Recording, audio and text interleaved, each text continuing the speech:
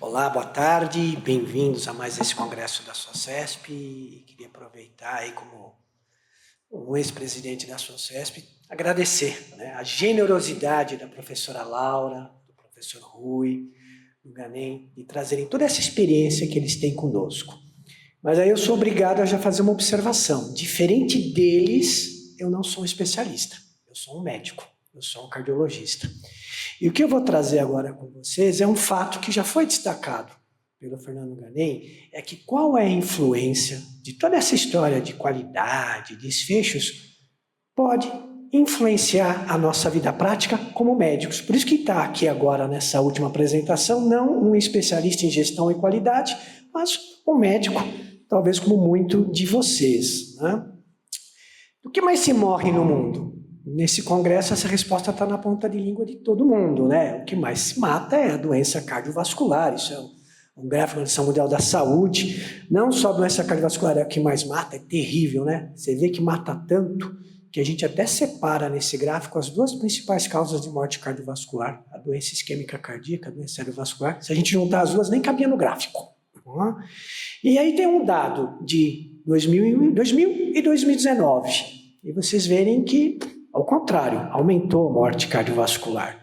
E no Brasil não é diferente. O que mais mata no Brasil é a doença cardiovascular, mesma história, né? Doença isquêmica, doença cerebrovascular, se eu somar as duas, nem cabem no gráfico, né?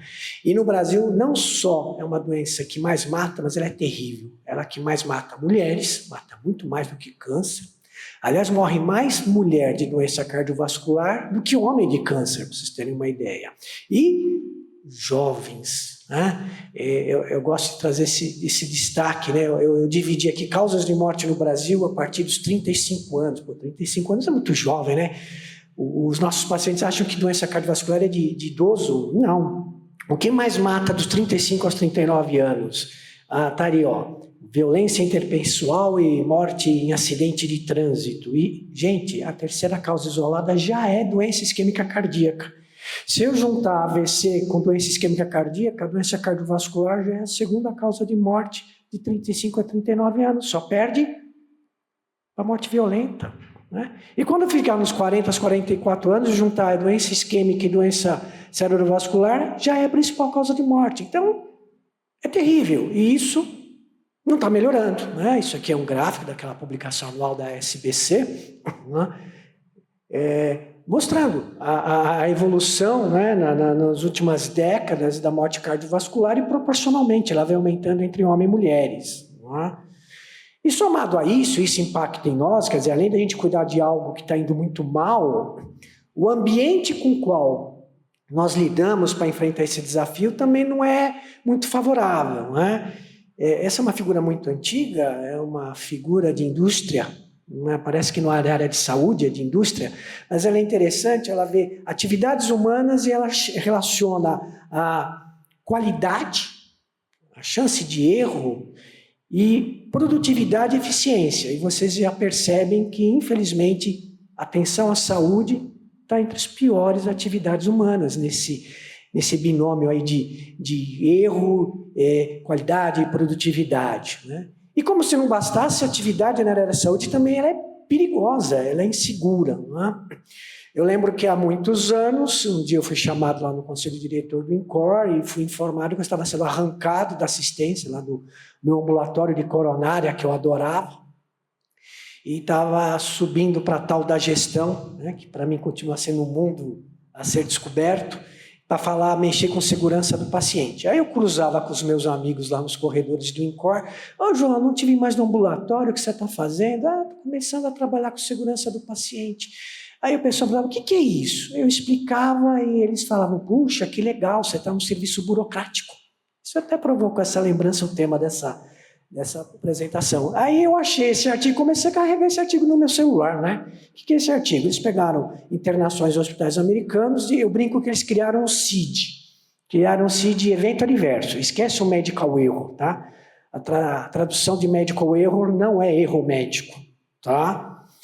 Eu vou resumir em evento adverso. E eles viram que a primeira causa de morte no hospital americano era a doença cardiovascular, a segunda era câncer e a terceira era essa tal de evento adverso, Quer dizer, era um dano relacionado à assistência e não à doença. E no Brasil não é diferente. Isso daqui também é uma publicação brasileira, o Anuário de Segurança Assistencial Hospitalar no Brasil, né? E que ele mostra que, se eu também, entre aspas, criar esse sítio, de que o cara morreu, ele não morreu de infarto, ele morreu do sangramento por conta da terapia antiagregante. Ele não morreu da cirurgia de vesícula, ele morreu de uma infecção que ele pegou dentro do hospital. Está lá que o tal do evento adverso deve estar entre a terceira e a quinta causa de morte no Brasil. Então isso traz um impacto enorme em desfecho, isso traz um impacto enorme em custos, né? E essa figura, acho que todos vocês conhecem, eu adoro essa figura. Praticamente toda aula que eu dou, seja qual for o tema, eu uso essa figura da diretriz da European Society of Cardiology de doença coronária crônica, e ela mostra que o nosso paciente pode seguir 3 caminhos em termos de evolução de doença coronária. O caminho aí verdinho, onde ele tem pouca doença, tem diagnóstico precoce, tem intervenção em momento apropriado, tem pouca morte. E eu tenho o vermelhinho, onde ele tem muita doença, tem muito evento, tem muita morte, né? Infelizmente, pelo que eu mostrei nos meus primeiros slides, que linha que o Brasil está seguindo? A linha vermelha. Então, que conclusão que eu chego com muita frustração? Que nós todos, seja individualmente ou coletivamente, estamos falhando no cuidado cardiovascular. E como que é uma das estratégias para mudar isso? É fazer com que o cuidado cardiovascular seja mais eficaz, seja mais seguro, seja mais eficiente, que o nosso paciente e nós temos acesso à incorporação de tecnologias, o uso de tecnologia, estamos aí discutindo hoje telemedicina, todas essas novidades disponíveis, né? E aí, quando eu olho esse gráfico aqui que eu produzi, essa frase, né, que uma das estratégias para mudar essa realidade tão cruel é eficácia, segurança, eficiência, acesso, tecnologia, se algum de vocês perguntar, João, você consegue resumir toda essa sua estratégia numa palavra? E a minha resposta é sim, qualidade, né? Se eu pedir para cada um de vocês me dizer qual é o conceito de qualidade que vocês têm, a gente vai ouvir 50 definições diferentes. Qualidade é fazer bem feito, qualidade é atender às expectativas do paciente, qualidade é fazer o que o Ghanem mandou fazer lá no Sírio. Então, quando a gente vai discutir qualidade, existem, obviamente, definições de qualidade, mas eu prefiro, em vez de ficar discutindo redações sobre definições de qualidade, eu gosto de pensar em qualidade nas chamadas dimensões da qualidade do Donald Abedetian, que já foi citado pela professora Laura. Então, um atendimento com qualidade em saúde, ele é eficaz. Eu quero controlar a pressão e, puxa, a pressão do meu paciente ficou boa, atingi a meta. Tem que ser segura. Não adianta ele atingir a pressão, só que a pressão caiu demais e agora ele tem que ficar tendo síncope, teve um TCE, ou tomou um antiagregante, não teve infarto, mas teve o sangramento digestivo, né? E junta-se aí aquela questão de atenção centrada no paciente, a oportunidade, né? Equidade, etc. Equidade e oportunidade e, importante, está aí, eficiência, né? Então vejam, se até agora eu não convenci vocês que qualidade é uma ferramenta fundamental que vai influenciar os nossos pacientes, que vai influenciar quanto custa a assistência, que uma má qualidade na saúde traz risco para a minha instituição, traz risco para nós, né, de processos de má prática. Vocês sabem que, a nível de Conselho Regional de Medicina, um dos principais processos são, por exemplo, relacionados a atendimento de dor torácica em pronto-socorro, por exemplo, entre outras coisas, né? Então, se eu não convenci vocês por esses motivos, somente olhando ao nosso paciente, que qualidade é uma ferramenta fundamental que deve ser incorporada na nossa rotina, então agora eu vou para mais um argumento, o nosso bolso, tá? Então, sim, o Ghanem já adiantou muito bem isso, qualidade vai impactar no nosso bolso. Em que sentido? Na sobrevivência do sistema de saúde, porque se o sistema de saúde, seja público, seja privado, saúde suplementar, morrerem, eu não vou ter onde trabalhar. E na remuneração dos prestadores de serviço, incluindo nós, médicos. Então, eu digo que em relação ao sistema de saúde, seja o público ou privado, E agora, pensando como médico, como eu falei na minha primeira fala, eu não estou aqui, eu não sou um especialista nesse tema, nem teria que estar nessa mesa, por assim dizer. Eu sou um médico, que nem vocês. A questão do impacto em remuneração. Aumento da população a ser assistida. Está nascendo mais gente do que morrendo. Envelhecimento e adoecimento da população. Custos de novas tecnologias. Não sei se vocês perceberam, a incorporação de nova tecnologia geralmente não é substitutiva, ela é aditiva. Insuficiência cardíaca? É o IECA. Insuficiência cardíaca? É o IECA mais o beta-bloqueador. E agora são os 4 fantásticos. Então ninguém disse para eu jogar fora o IECA porque entrou o inibidor da CGLT2. Não, eu adicionei. E a maioria das tecnologias de tratamento são aditivas e não substitutivas. O custo disso aumenta, o risco para o meu paciente de adição de medicamentos aumenta. O perfil do cliente, né? A gente sabe que o Brasil, a população está envelhecendo. Então, se eu for pensar em financiamento do sistema de saúde, vai ter menos gente contribuindo e mais gente consumindo. Desperdícios e fraudes no uso do sistema e judicialização, esses 2 itens servem tanto para a saúde pública como para a saúde privada. Então, a tempestade está chegando. Tá? Não é só no Rio Grande do Sul.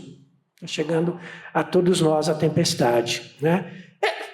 Eu aqui trouxe que a comunidade já está percebendo isso, não somos só nós médicos. Então, de propósito, eu trouxe alguns artigos de jornal. Sustentabilidade do SUS. SUS, uma conta que não fecha. Falta dinheiro para o SUS, falta recurso. SUS tem 30% de gasto ineficiente. Puxa, então o problema não é só botar mais dinheiro, eu tenho que usar melhor esse dinheiro. Saúde suplementar. Isso daqui é um artigo do Cláudio Lotenberg dessa semana no Estadão. Por coincidência, tinha saído um parecido uma semana antes de um outro autor, falando de sustentabilidade de saúde suplementar. Quando a saúde suplementar não tem dinheiro sobrando, eles não são os ricos, eu pago uma fortuna no meu convênio e ainda assim os caras estão com problema. Eles têm problemas semelhantes, olha lá. Planos de saúde são obrigados a oferecer 2 novos tratamentos contra o câncer. Né? Fraudes no sistema de saúde. E qual é a repercussão para nós aqui? Planos de saúde fazem rescisão unilateral. Esse assunto está na baila agora, né? Dos doentes oncológicos, dos idosos, dos autistas, que está tendo rescisão unilateral dos convênios. Em crise, planos de saúde renegociam pagamentos. De quem? De nós, que estamos lá na ponta, atendendo o paciente, né? Então, na verdade, essa percepção não é nada nova, né? E o que existe de percepção?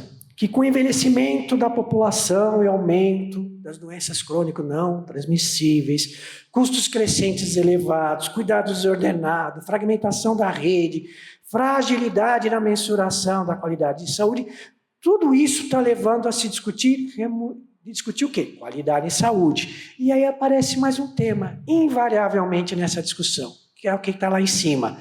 Modelos de pagamento focado em volumes e procedimentos de custos. Então, estou dizendo que um dos motivos para o mau resultado na saúde é a população envelhecendo, é o custo elevado, é a fragmentação da rede, é o cuidado desordenado e remuneração está aparecendo como um vilão nessa história, gente.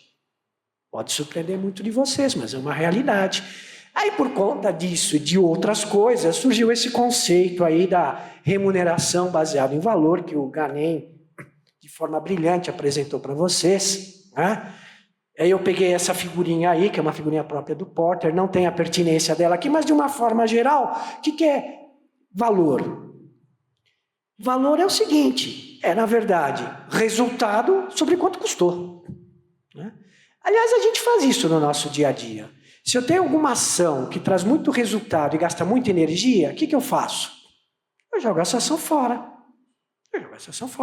Eu prefiro gastar meu tempo naquilo que eu gasto um pouca energia e tenho muito resultado. No fim, é mais ou menos esse o conceito de remuneração baseado em valor. Né? Então, eu modular a remuneração do prestador de serviço, incluindo todos nós que estamos nessa sala, baseado nos resultados daquilo que eu faço. E esse assunto não é nada novo no Brasil. Aquela telinha ali para vocês à esquerda, né? É um print da tela do site da ANS. Modelos de remuneração em debate, 2017. E do lado é o mesmo documento que o Ghanem mostrou, só que o documento que o Ghanem mostrou, aquela capa, que é um documento da ANS, Guia para Implementação de Modelos de Remuneração em Valor, é a capa atual. Mas já em 2019 eles fizeram a primeira versão, que é essa capa aí. E que eles apresentam, é muito didático, recomendo a leitura de vocês desse documento. Tem o QR Code do GANEM, tem lá, botou no Google, vai aparecer, e ele explica para a gente, para mim, que sou médico, não sou especialista em gestão, como os colegas que aqui estão, quais são os modelos de remuneração. Fee for service é um modelo que muitos de nós estamos acostumados. Eu faço uma consulta, alguém me paga uma consulta. Eu faço 3 visitas hospitalares, alguém me paga 3 visitas hospitalares. Paciente interna no Sírio-Libanês, eu pedi 3 tomografias, alguém vai lá e paga ao Sírio-Libanês 3 tomografias. É o tal do fee for service, né? Tem outra forma que muitos de nós ainda possam conviver. Eu convivo no INCOR, o assalariamento. Sou lá, contratado, tenho meu salário, 30 horas, meu chefe, por coincidência, está aqui.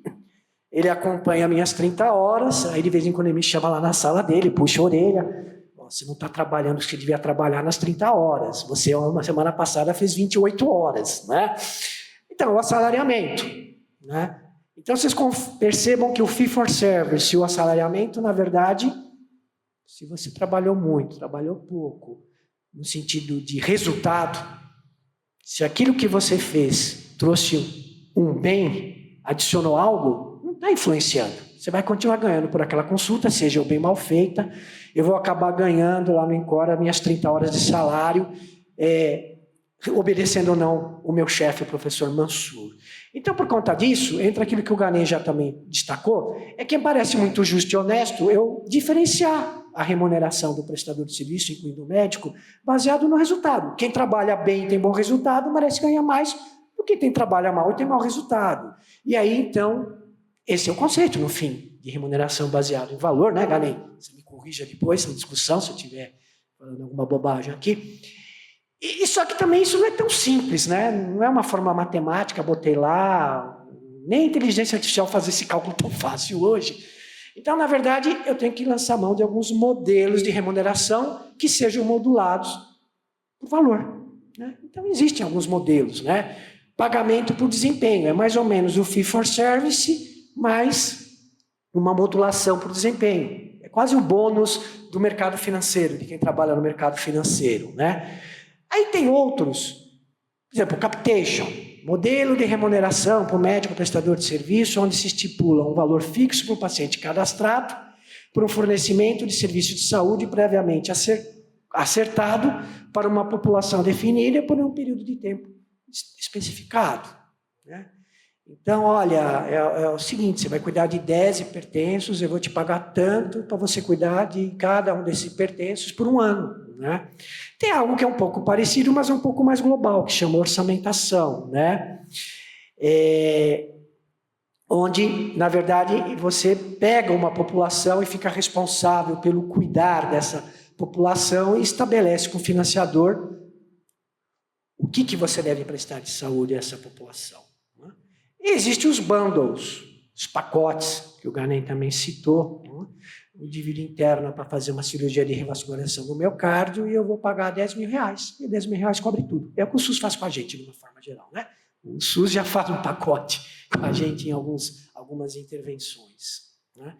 E aí eu trouxe um que não é exatamente o modelo de remuneração, mas se fala muito. O nosso antigo ministro da Saúde vinha falando DRG, DRG, DRG. O DRG, na verdade, ele não é exatamente um modelo de remuneração, mas ele é uma ferramenta, um instrumento que me auxilia a modular a remuneração baseada em valor. Super complexo, começou nos anos 70.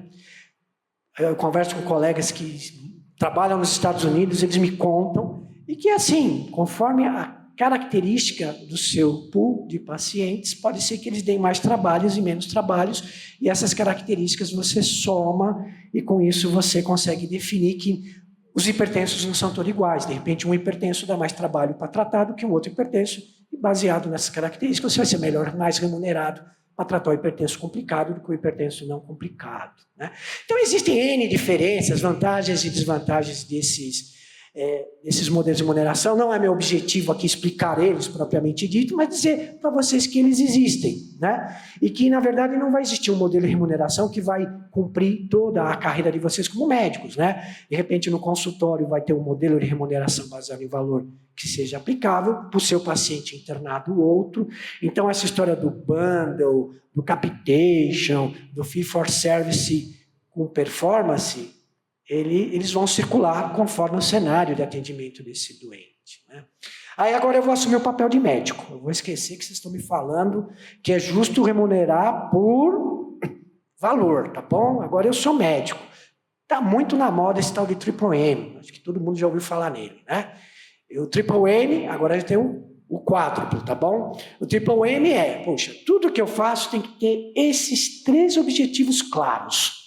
A experiência do cuidado, a saúde da população e custo per capita.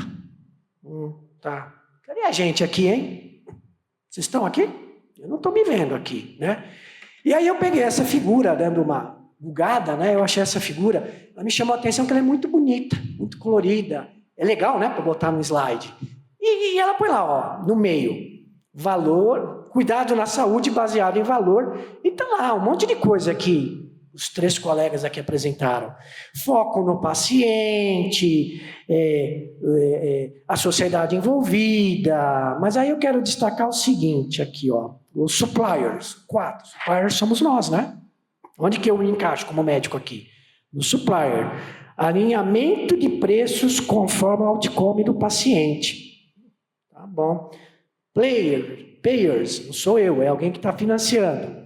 Stronger Cost Control, redução de riscos, né? Isso aqui é de uma empresa, essa tal de Ético, que é uma empresa que dá suporte a hospitais, em termos com esses objetivos de dar ferramentas para você poder fazer assistência baseada em valor. Aí, mais uma vez, cadê a felicidade do médico achando que ele está bem remunerado? Ela não está aqui. Então, na verdade, não é que isso não existe, mas o que eu quero trazer para vocês o destaque é que essa história está correndo, forte, e que nós, como médicos, temos que nos apropriar, apoderar dessa questão e incorporar essa discussão ao nosso dia a dia. Então, para finalizar, médico ou prestador de saúde devem incorporar a sua rotina e se apoderar dos processos de qualidade. Assim como eu aprendo a tratar a hipertensão, eu tenho que aprender isso. E qualidade e desfechos sociais salvam vidas. Então, o que eu quero dizer é que essas 3 pessoas que estão aqui do meu lado, um ícone da cirurgia brasileira, a professora Laura, uma experiência assistencial extensíssima. Ganem cansou de dar plantão comigo, cansou de tratar parada comigo lá no PS do Incor. Essas pessoas continuam como gestores, salvando tantas vidas como elas salvavam no centro cirúrgico, no consultório e no pronto-socorro. E isso é uma verdade, né?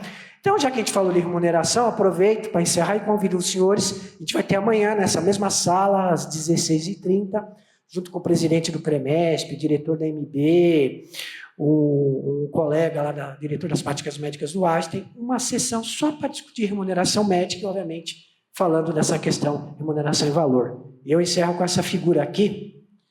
Vai deixar o Ganem preocupado. Ganem, essa figura é de um sócio seu, da sua PJ. Você até sabe quem é. Isso é um colega meu do Incor, outro dia cruzei com ele lá no elevador, subindo da garagem, e ele com isso na mão, esse monte de crachá. Eu, fulano, o que é esse monte de crachá na tua mão? São todos lugares que eu trabalho e tenho que passar visita.